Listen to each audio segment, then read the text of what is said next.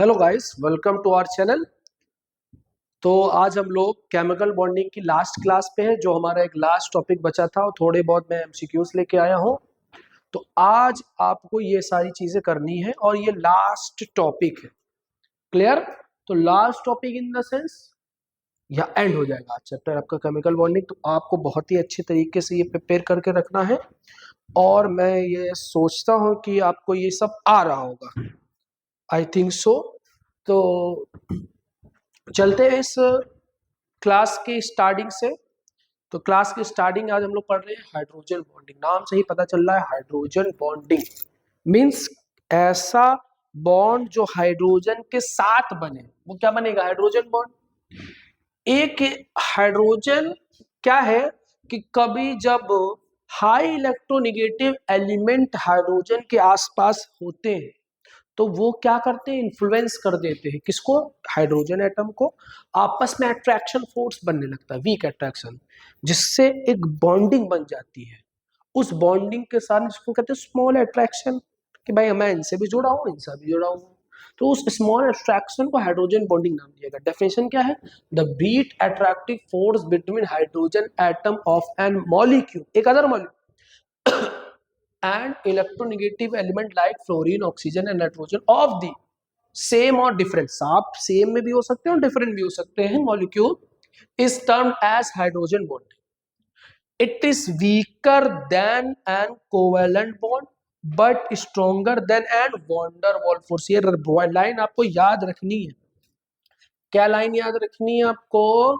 कि ये वीकर होता है। किससे वीकर होता है? कोवेलेंट से। बट स्ट्रॉन्गर होता है किससे?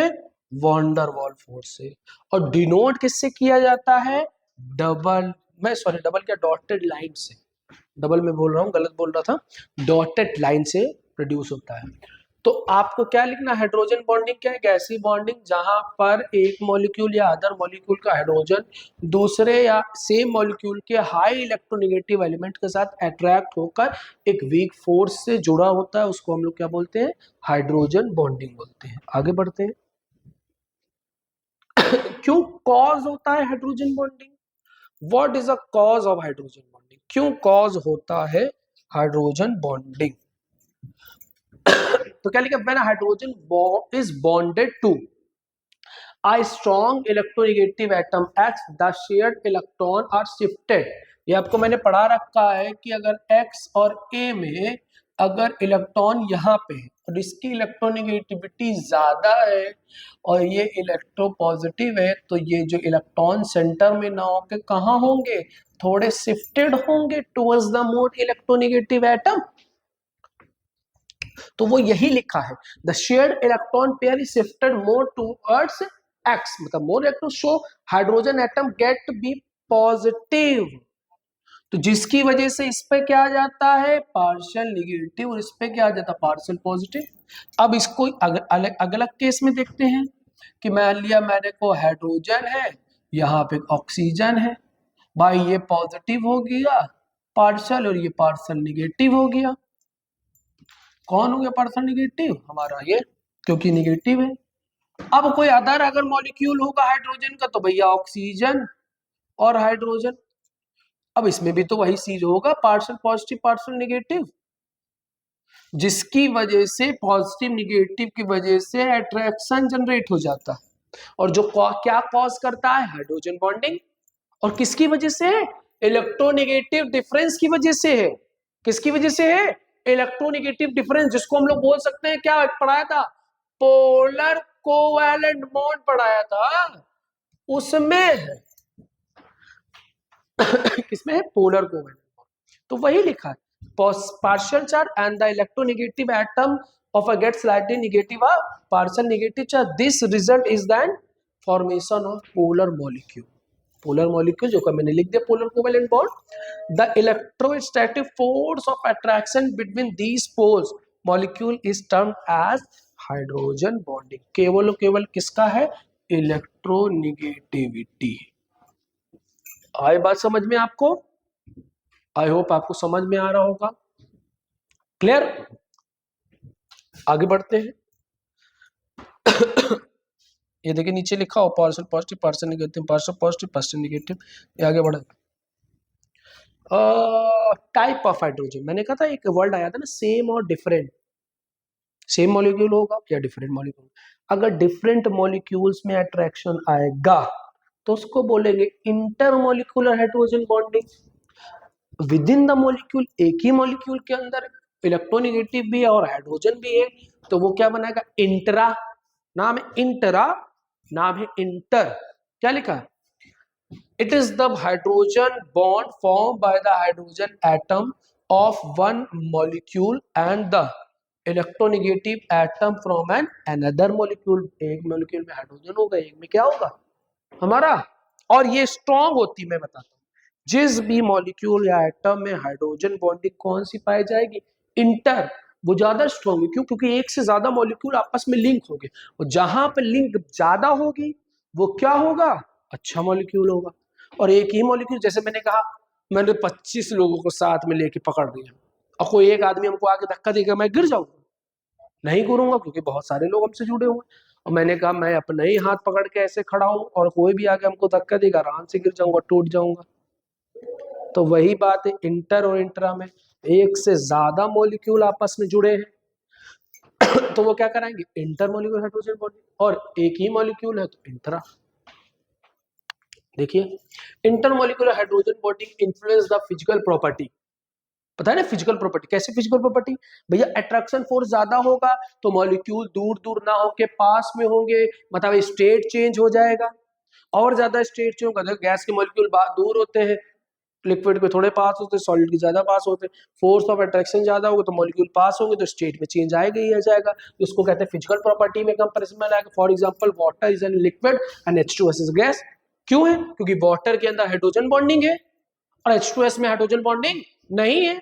इसी वजह से वाटर क्या है, लिक्विड स्टेज में है, और H2SO क्या है, गैस स्टेज में। वही ना मॉलिक्यूल पास आने की फिनोमेना।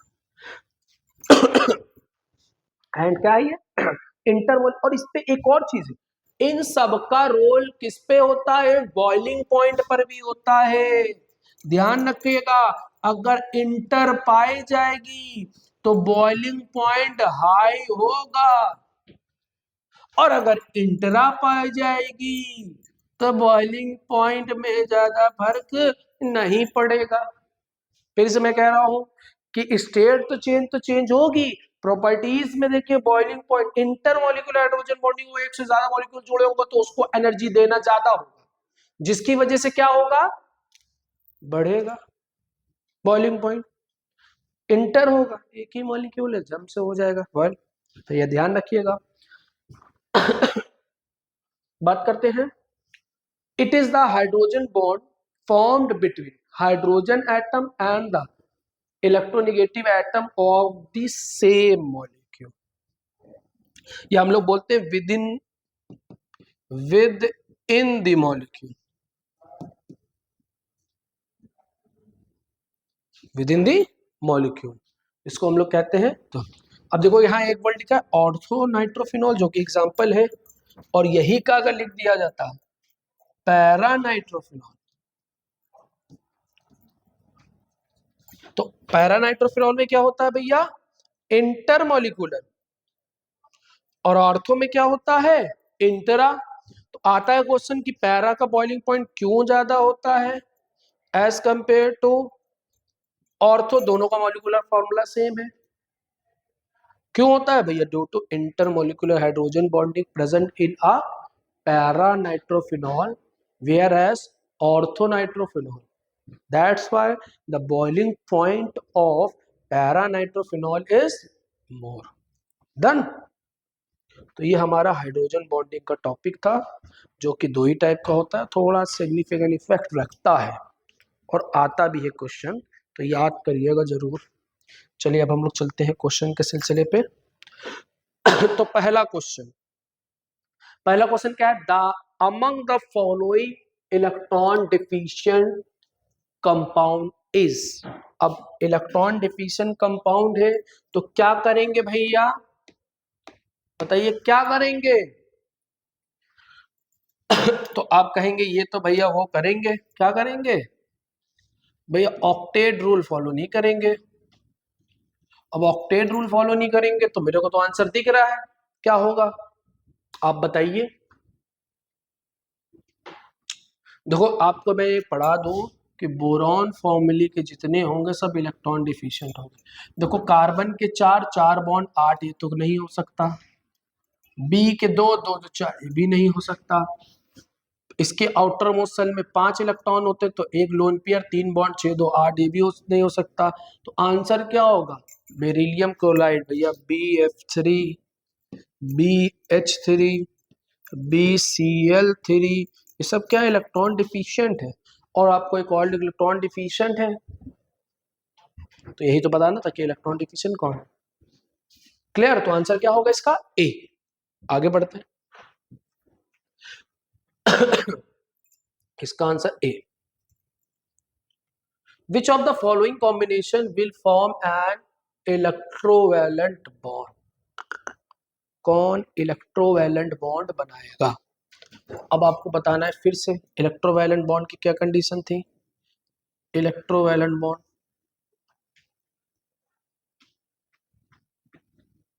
इलेक्ट्रोवैलेंट बॉन्ड क्या होता है, ट्रांसफर ऑफ इलेक्ट्रॉन।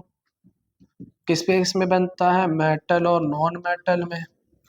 तो मेटल नॉन मेटल ढूंढ लो भैया, ये भी नॉन मेटल, ये भी नॉन मेटल, ये मेटल, ये भी non metal, non metal non metal भैया, H2S और CaH2, यही कंफ्यूजिंग है। इन दोनों में तो कौन सी बॉन्डिंग होगी भैया, कोऑर्डिनेट। तो भैया ए नहीं हो सकता, बी नहीं हो सकता, सी और डी में पॉसिबिलिटी है। तो सी और डी में कौन हो सकता है भैया, सी और डी में केवल एक ही आदमी हो सकता है, सी। क्यों भैया, ऐसे बनाया जाएगा, इसके आउटर मोस्ट शेल में 2 इलेक्ट्रॉन और इसके आउटर मोस्ट शेल में 2 इलेक्ट्रॉन, ये 2 इलेक्ट्रॉन इसको ट्रांसफर हो जाएंगे, इस पे डबल पॉजिटिव, इस पे 2 नेगेटिव, ये आंसर आएगा भाई। H2S में तो शेयरिंग होगी ना, वहाँ 6 इलेक्ट्रॉन है, जैसे वाटर की होती है, ये 2 1 2 3 4 हाइड्रोजन है, यहाँ पे तो कोवैलेंट बन रहा है, तो केवल कैल्शियम में ही है। तो आंसर क्या होगा, H एंड C, A। आगे बढ़ते हैं, third number question. Which of the following combination, अच्छा तो वही होगा,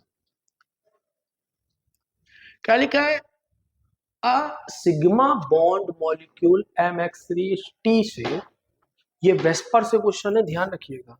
क्या बोले, the number of non bonding pair of electron, मतलब लोन पेयर को बताना है आपको।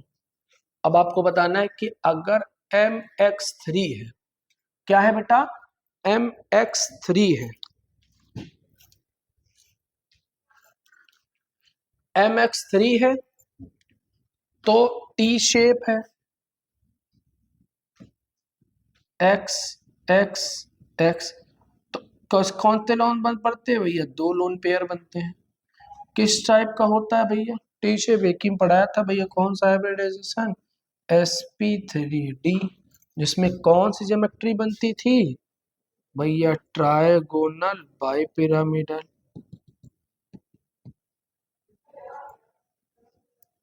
एक्स एक्स एक्स और ये 2 लोन पेयर, ये होगा।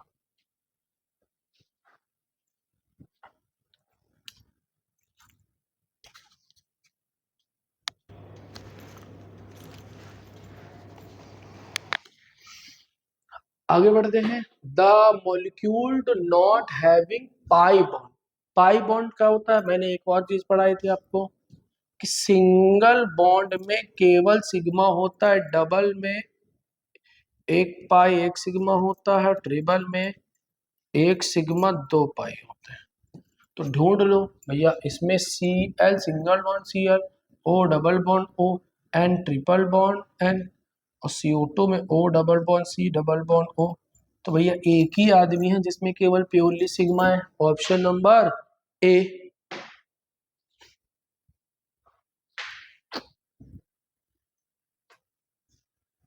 क्या लिखा है, हेक्सा 12 डाई ई 5 आइन, the number of this one. देखो क्या लिखा है, हेक्सा मतलब 6, एक, हेक्सा मतलब 6, 1 2 3 4 5 6, और मैं इधर से जोड़ रहा हूँ, 1 2, 1 पे डबल बॉन्ड है, तो 3 पे डबल बॉन्ड है, 4 5, 5 पे ट्रिपल बॉन्ड है। अब हाइड्रोजन कर लो, 1 hydrogen 4 valency, 1 hydrogen 4 valency, 4 valency.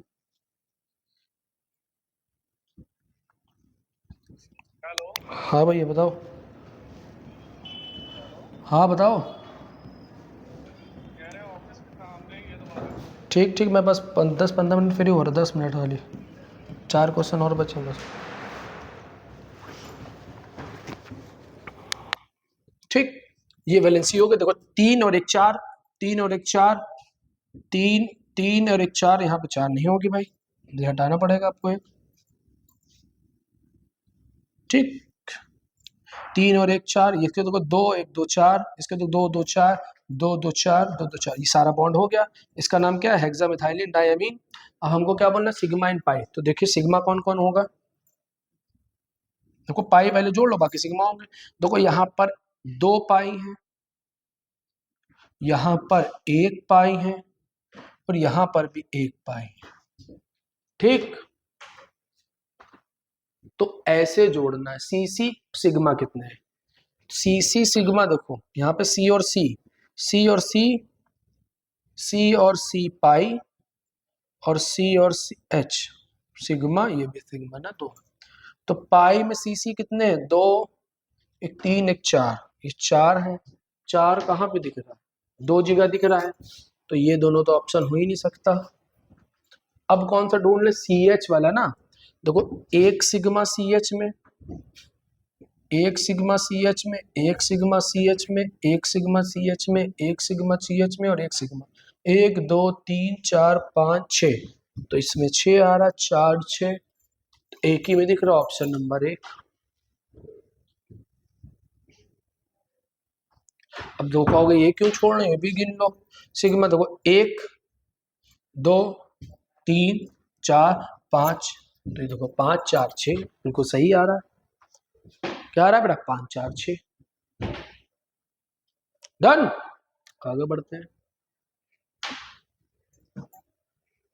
According to the Vesper theory, the geometry of a covalent molecule depend on the number of a bond pair of electron, the number of a lone pair of electron, the number of electron pair present in the outer shell of the electron atom, या all of above। भैया bond pair भी होते हैं VSEPR theory में, lone pair भी होते हैं, outer cell भी होती है, तो इन तीनों पे डिपेंड करता है, तो आंसर होगा ऑल ऑफ द अबव। क्या होगा बेटा क्वेश्चन का answer? All of the above. आगे बढ़ते हैं, next 7th number question, the nature of hybridization of ammonia. देखो चूरन क्वेश्चन इसको कहेंगे। अब अमोनिया का डायग्राम क्या था भैया? एन एच एच एच और एक लोन पेयर। मैंने क्या सिखाया था? पहले सिग्मा बॉन्ड करो तो 3 सिग्मा है, एक लोन पेयर है, कोई भी चार्ज नहीं है, टोटल आंसर आया 4। और 4 का मतलब क्या होता है? sp3। sp3 क्या है यहाँ? तो आंसर हो गया डी। क्या आंसर हो गया? डी। बहुत जबरदस्त, आगे बढ़ते हैं। Which of the following have an sp3d3, मतलब 3 3 4 7, एक ही दिख रहा है भाई हमको, और कोई हो ही नहीं सकता। देखो PCl5 में 5 है, ये नहीं हो सकता, SF6 भी नहीं हो सकता। इन दोनों में क्या हो सकता है?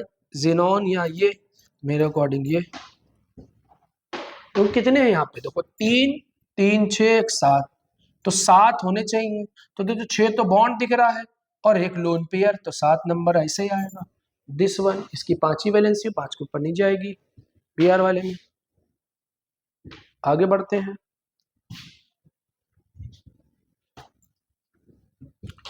sp3 में s करेक्टर कितना होगा? तो भैया sp3 में एक s और 3 p, टोटल 4 लोग, और 100 को 4 से डिवाइड करोगे कितना बचेगा? 25% s character. This is the right answer A1, 25%। sp2 होता तो 33, sp होता तो 50, तो sp3 है तो 25%। द हाइब्रिडाइजेशन ऑफ अ 5, इन सबको बताना है। देखो ये होगा sp3, दिखा दे रहा हूं,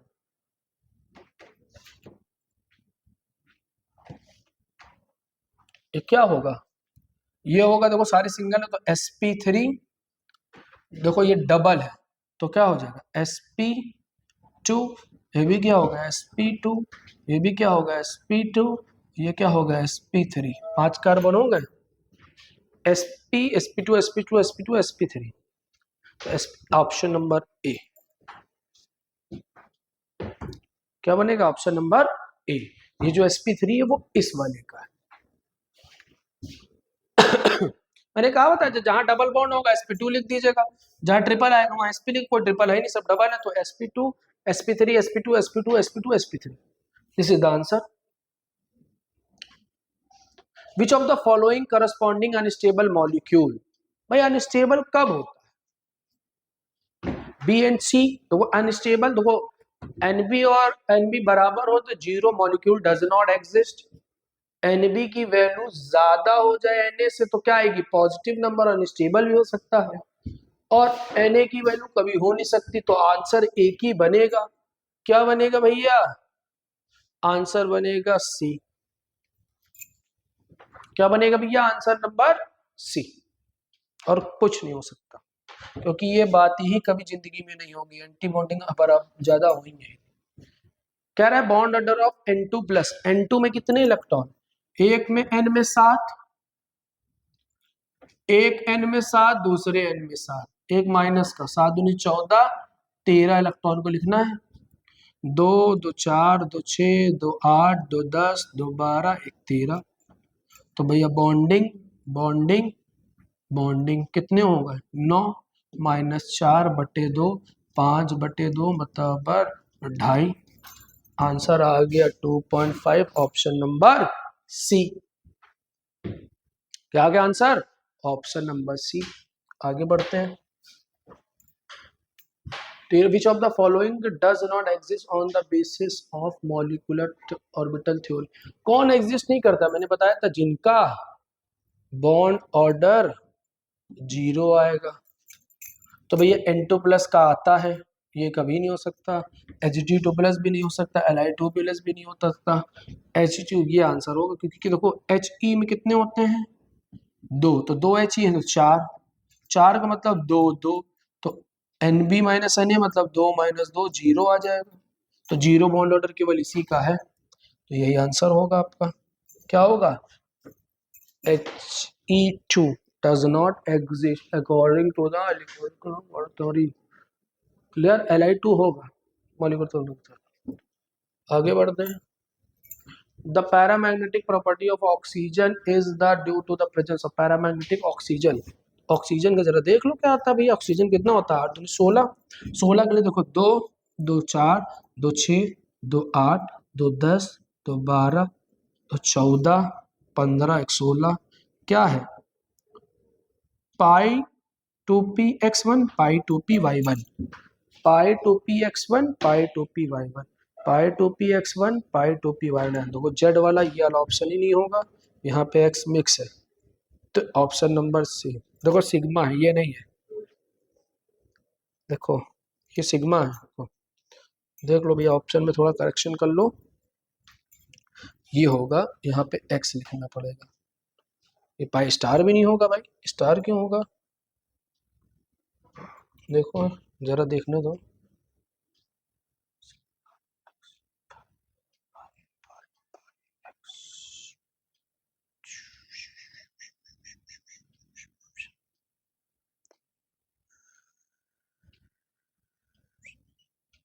ऑप्शन नंबर सी, और कुछ कभी जिंदगी में नहीं होगा, ऑप्शन नंबर सी, यहाँ पे बस कर लीजिए 1, हो गया आंसर। देखो कि सिग्मा होगा ही नहीं, px में सिग्मा नहीं होता, ये भी सिग्मा नहीं होता, जेड में सिग्मा नहीं होता है, तो 2 ही में पाई दी करें, आंसर हो गया।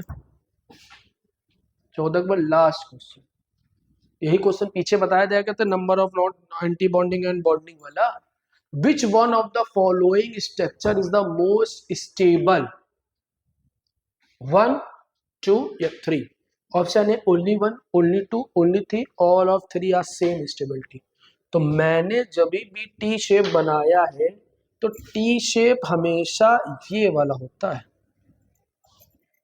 ये ट्राइगोनल प्लेन होता तो ये भैया इसके लिए आपको sp2 होता है, तभी ट्राइगोनल बनता है, ये हो ही नहीं सकता। ये भी कैसा, ये कोई स्ट्रक्चर है नहीं है, तो आंसर क्या आएगा, ओनली वन।